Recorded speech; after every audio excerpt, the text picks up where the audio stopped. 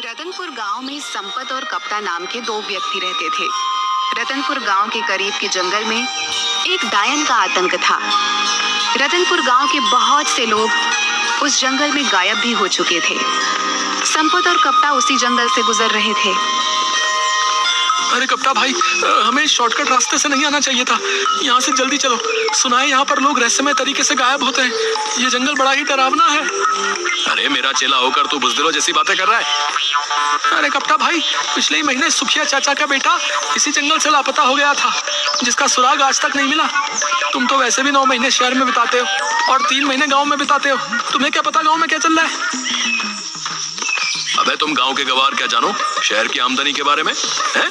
तुम तो बस सारा दिन मुंह उठाए गांव में फिरते रहते हो।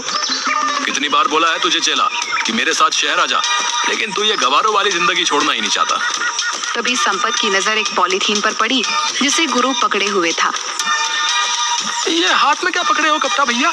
जरा हमें भी दिखाओ क्या है इस पॉलीथीन में। अरे कुछ नहीं संपत, मेरी पत्नी ने शहर से कुछ डायपर के पैकेट मंगवाए थे, बस वही है। डायपर के पैकेट? लेकिन जहाँ तक मैं जानता हूँ तुम्हारे घर में तो कोई बच्चा है ही नहीं। अबे पगला हो गया क्या? मुन्ना को भूल गया क्या? मुन्ना? अरे वो तो 10 साल का हो चुका है कप्ता भैया। सांड की तरह फैल फैल कर मोटा ताजा हो रखा है। क्या वो अभी भी डायपर पहन रहा है? तुम गांव के गवार क्या जानो? तुम गांव के गवार इस बात को नहीं समझोगे। हम शहर के रहने वालों के तौर तरीके कैसे कैसे होते हैं। बड़े शहर वाले बनते फिरते हो। अरे सीधे सीधे ये क्यों नहीं कहते कि तुम्हारा वो सांड जैसा मुन्ना अब भी बिस्तर पर सुसु कर लेता है? अरे मैंने उसे बड़े लाड़ प्यार से पाला है। क्या खाक लाड़ प्यार? अरे कान पर 2 मारो उसके, बिस्तर पर सुसु करना बंद कर देगा। उसको पीटने के बजाय उसके लिए डायपर के पैकेट और ला कर दे रहे हो और कहते हो कि हम शहर वालों के जीने के तौर तरीके बड़े अलग होते हैं। इससे तो अच्छा मेरा गाँव है भला। संपत ने यह बात बोली ही थी कि तभी अचानक देखते ही देखते चारों ओर धुआं छा गया और अजीब अजीब सी आवाजों का शोर होने लगा। ये धुआं कैसे संपत? मुझे कुछ भी दिखाई नहीं दे रहा। तभी संपत के कानों में कप्ता की चीख टकराई। चीख सुनकर संपत बुरी तरह से डर गया और बेहद फुर्ती से वहां से भागने लगा। कुछ ही देर में संपत भागता हुआ गांव पहुंच गया और चिल्लाते हुए सबसे बोला, अरे गांव वालों, कहाँ मर गए तुम सबके सब? निकम्मो, तुम सबके सब जल्दी से मेरे साथ चलो, कप्ता भाई लापता हो गए हैं। संपत की बात सुनकर गांव का मुखिया गुस्से से बोला, क्या बात है संपत? क्या कुत्ते की तरह इतनी देर से भौंके जा रहा है? लगता है तू आज भी शराब पीकर आया है। कितनी बार कहा है तुझसे कि ज्यादा मत पिया कर, लिवर खराब हो जाएगा। अबे मर जाएगा किसी दिन। जल्दी चलो मुखिया जी, गजब हो गया। मैं कप्ता भाई को बस स्टैंड लेने गया था और लौटते हुए हम उसी जंगल से गुजर रहे थे जिस जंगल में वो डायन रहती है। अचानक चारों ओर धुआं धुआं छा गया और कप्ता भाई की चीख मेरे कानों में टकराई। मैं बड़ी मुश्किल से अपनी जान बचाकर भागा हूँ। तू दोस्त के नाम पर कलंक है हीरू। अपने जिगरी दोस्त को, जिसे तू अपना गुरु मानता है, उसे अकेला छोड़कर भाग आया और हम सब गांव वालों को निकम्मा बोल रहा है। अरे तो क्या करता? मैं भी उस डायन का शिकार हो जाता। हाँ, अगर मैं तेरी जगह होता, मैं अपने दोस्त का साथ कभी नहीं छोड़ता, भले ही मुझे उसके लिए अपनी जान ही क्यों नहीं देनी पड़ती। बस करो मुखिया जी, अब मेरा मुंह मत खुलवाओ। सब जानता हूँ मैं। पिछली बार जब रतन चाचा का बेटा उस डायन का शिकार बना था, तब आप ही उसके साथ थे। मुझे सब पता है, लेकिन आपसे कोई सवाल नहीं कर सकता क्योंकि आप इस गांव के मुखिया जो ठहरे। संपत ने यह बात बोली ही थी कि कप्ता हांफता हुआ वहां पर आ गया और गुस्से से संपत से बोला, अबे साले, जब तेरे जैसे दोस्त मेरे पास हो तो फिर मुझे दुश्मनों की क्या जरूरत है? मुझे अकेला छोड़कर भाग आया तू। अरे कप्ता भाई, तुम सही सलामत वापस आ गए। मैं तो समझा कि तुम्हें डायन ने पकड़कर मार दिया। मैंने अपने कानों से तुम्हारी चीख जो सुनी थी। हाँ, मुझे उस डायन ने पकड़ लिया था, मगर जैसे ही उस डायन ने मुझे पकड़ा, मैंने एक जोरदार मुक्का उसके मुंह पर मार दिया और वहां से भाग आया। मैं उस डायन से लड़कर आ रहा हूँ और तू डरकर भाग गया। बड़े बहादुर बने फिरते हो कप्ता भाई। अगर इतनी ही बहादुरी थी तो फिर चीखे क्यों? अबे अगर कोई अचानक से पीछे से पकड़ लेगा तो चौंक कर तो हलक से चीख ही निकलेगी ना। अब तुम दोनों लड़ना बंद करो। गांव में न जाने कितने लोग उस जंगल से लापता हो गए। हमें इस समस्या का समाधान जल्द से जल्द करना होगा। कप्ता, तुम ही पहले ऐसे व्यक्ति हो जो उस डायन के चंगुल से सही सलामत आ गए हो। इसका मतलब तुम में उसका सामना करने की हिम्मत है। तुम ही हमें उस डायन से छुटकारा दिला सकते हो। मेरा दिमाग खराब हो गया क्या? अगर मैं जिंदा बचकर आ गया तो आपको क्या लगता है तुम्हारे पानी पर चढ़ाने से मैं क्या चढ़ जाऊंगा? मैं तुम्हारे झांसे में नहीं आने वाला। जाओ जाकर कोई और बकरा ढूंढो। इतना कहकर कप्ता वहां से चला गया। मुखिया संपत की ओर देखने लगा। दिमाग खराब हो गया क्या मुखिया जी? मैं तो खुद ही बड़ी मुश्किल से जान बचा कर आया हूँ। तुम गांव के मुखिया हो, गांव वालों ने तुम्हें चुना है, तो तुम क्यों नहीं उस डायन से सामना करने के लिए जाते? अबे अगर मैं इस गांव का मुखिया हूँ तो क्या मैं अपनी जान गवा दूं? मुखिया ने इतना बोला ही था कि तभी एक बेहद बूढ़ा व्यक्ति जिसकी उम्र करीब 100 साल के आसपास थी, लाठी पकड़े हुए लड़खड़ाता हुआ वहां पर आ गया और कपकपाती आवाज में मुखिया की ओर देखकर बोला, चिंता मत कर, मैंने टेलीफोन के जरिए एक बहुत पहुंचे हुए साधु को उस डायन के बारे में बता दिया है। आज रात वो आने वाला है। देखना वो साधु अपनी शक्ति से उस डायन को जलाकर राख कर देंगे। हाँ। अचानक वो बूढ़ा खांसने लगा। उसके हाथ से लाठी छूट गई और वह गिर गया। उसे गिरता देख मुखिया गुस्से में संपत की ओर देखकर बोला, अबे देखता क्या, उठा इसको। ये झुमरी के परदादा भी ना, जब इनसे चला नहीं जाता तो फिर ये घर से बाहर निकल कैसे आते हैं? तभी अपने परदादा को ढूंढते हुए झुमरी वहां पर आ गई। ये तुम्हारे ही परदादा है ना? इन्हें घर के अंदर बंद करके रखा करो। झुमरी ने संपत से बोला, हर बार इन्हें घर पर बंद करके बाहर जाती हूँ और पता नहीं कैसे दरवाजा खोल लेते हैं। सैकड़ों बार गिर चुके हैं, मगर मजाल है कि इनकी पसली में जरा से भी कोई मामूली फ्रैक्चर हुआ हो। पता नहीं क्या खाया होगा इन्होंने जवानी में। झुमरी अपने परदादा को लेकर वहां से चली जाती है। रात का समय था। एक साधु रतनपुर गांव के उसी जंगल से शॉर्टकट रास्ते से निडर होकर चला जा रहा था कि तभी अचानक देखते ही देखते काला धुआं उठने लगा। मगर साधु निडर होकर वहां पर खड़ा रहा। कुछ देर बाद धुआं छट गया। साधु के सामने एक बेहद भयानक चेहरे वाली डायन खड़ी हो गई। क्या तुझे पता नहीं, यहाँ जो भी आता है जिंदा बच के नहीं जाता। हाँ जानता हूँ, न जाने कितने लोगों की जान ली है तूने, लेकिन अब तेरा अंतिम समय आ गया है डायन, क्योंकि मैं तुझे अपने मंत्रों की शक्ति से भस्म कर दूंगा। कोशिश करके देख ले। इतना बोलते ही साधु मंत्र पढ़कर उसके ऊपर फूंकने लगा। मगर साधु के मंत्रों का असर उस डायन पर हुआ ही नहीं। ओम क्लीम चामुंडाय नमः, ओम क्लीम चामुंडाय नमः। ये कैसे हो सकता है? इस पर तो मेरे मंत्रों का असर ही नहीं हो रहा। डायन हंसने लगी। साधु बुरी तरह से डर गया। वो डर कर रतनपुर गांव की ओर भागा और बेहोश हो गया।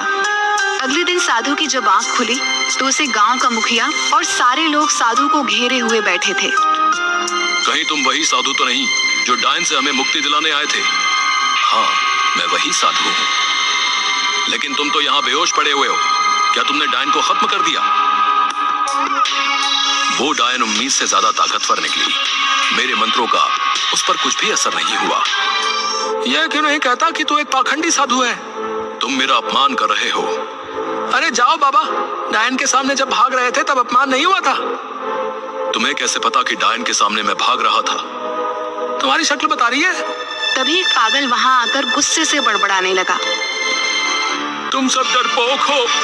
आज रात मैं उस डायन का खात्मा कर दूंगा। अरे अब ये पागल फिर से यहाँ पर आ गया, भगाओ इसे। अबे पागल कौन है तू? पिछले कुछ दिनों से तूने हम सबको जीना आराम कर रखा है। आज तुझे बताना ही पड़ेगा कि तू कहां से आया है। पागल हो गया क्या? वो एक पागल है, वो तुझे कैसे बता सकता है कि वो कहां से आया है? उस बेचारे को तो अपना ही होश नहीं है। वो पागल बड़बड़ाता हुआ वहां से चला गया।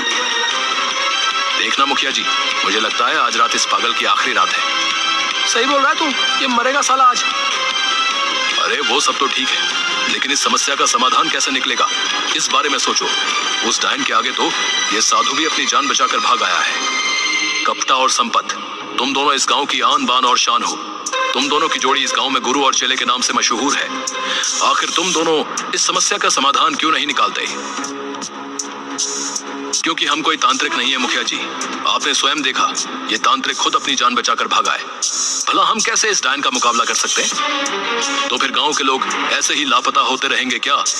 तभी गांव का एक व्यक्ति बोला, मुखिया जी, हम पुलिस की मदद क्यों नहीं ले सकते? अबे पागल हो गया क्या है? पुलिस वाले कब से डायन और चुड़ैल को पकड़ने लगे? अगर वहां पर मुखिया जी शिकायत लेकर गए तो उल्टे डंडे मारकर भगा देंगे। बकवास बंद कर कप्ता। पिछली बार एक पुलिस वाला जो इन सब बातों पर यकीन नहीं करता था उस जंगल में गया था, जो आज तक वापस नहीं लौटा। तो फिर अब आप सब कुछ भगवान के भरोसे छोड़ दीजिए मुखिया जी, वही हम सबको इस मुसीबत से बचा सकते हैं। कुछ दिनों बाद उस डायन का आतंक इतना ज्यादा बढ़ गया कि रतनपुर गांव के लोग रतनपुर छोड़कर दूसरे गांव की ओर जाने लगे। एक रात की बात है, वह पागल बड़बड़ाता हुआ उसी जंगल में जा रहा था कि तभी अचानक एक काला धुआं उठा।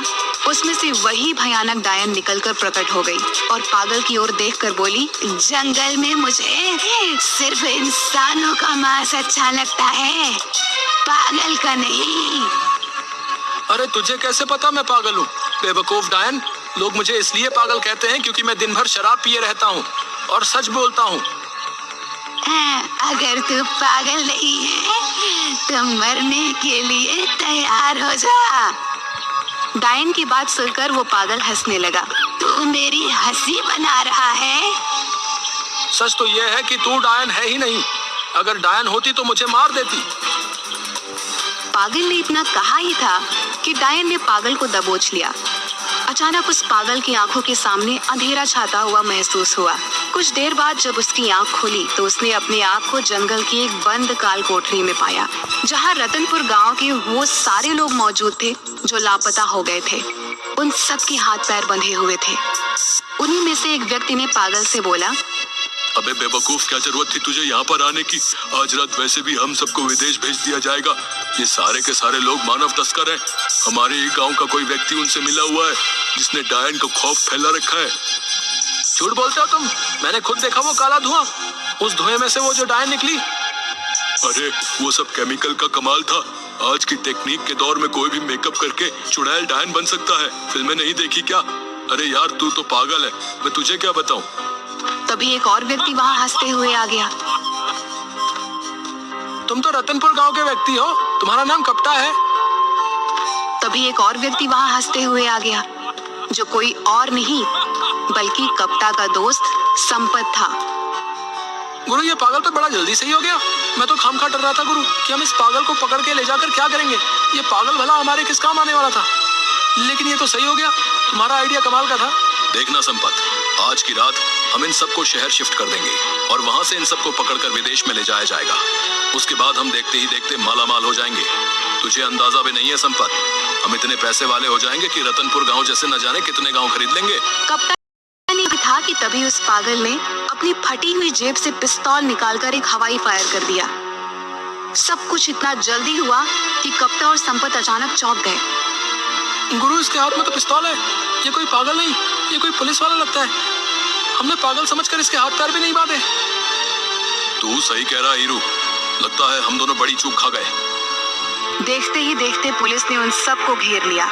सारे पुलिस अधिकारी उस पागल को सैल्यूट करने लगे। वह पागल व्यक्ति कोई और नहीं बल्कि क्राइम ब्रांच ऑफिसर अशोक था। मुझे इंटेलिजेंस से सूचना मिली थी कि रतनपुर गांव में बहुत से लोगों की मानव तस्करी होने वाली है, इसलिए मैं कुछ दिनों पहले यहाँ की छानबीन करने के लिए आ गया था। यहाँ आकर डायन की अफवाह सुनकर मुझे पक्का यकीन हो गया कि कोई और नहीं बल्कि कोई मानव तस्कर ही होगा जिसने डायन का खौफ फैला रखा है, ताकि पुलिस और लोग डर की वजह से इस जड़ की तह तक न जाएं। और इस काम के लिए मेरी मदद गांव के मुखिया ने की। तभी गांव का मुखिया और उसी साधु के साथ और लोग वहां पर आ गए। मुखिया